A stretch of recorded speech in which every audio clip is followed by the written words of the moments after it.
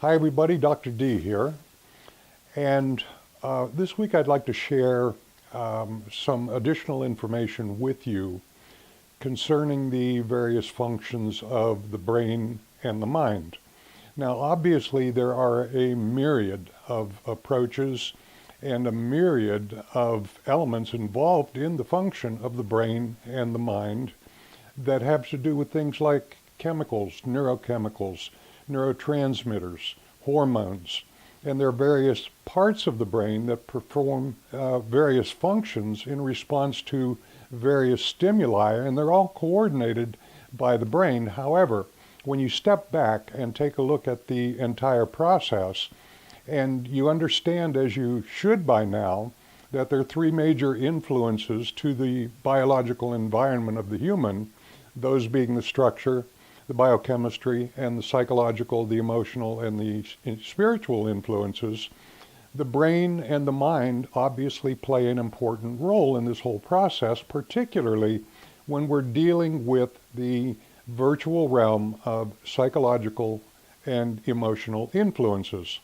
Now, to simplify this whole process a little bit, we've got the brain and we've got the mind, which is a function of the brain, and we have different portions of the mind. So for instance, we have the conscious mind, which is responsible for about 5% of what you perceive in the environment.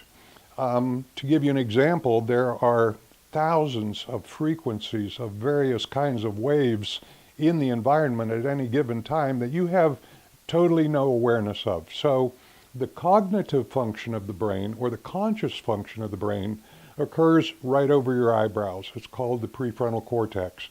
Decision making, encouraging you to do the right thing when you really don't want to do anything, and helping you in the process of planning, decision making, and things like that.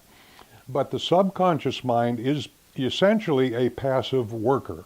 It's going to respond to whatever information you put into it, and it's going to deliver to you whatever you ask it for. So obviously one of the most effective ways to create a life or a life experience that you truly desire is the quality and the nature of the information that you put in to the subconscious mind, which is then connected to this field of infinite possibilities, and ultimately will result in attracting more of what it is that you really want to experience.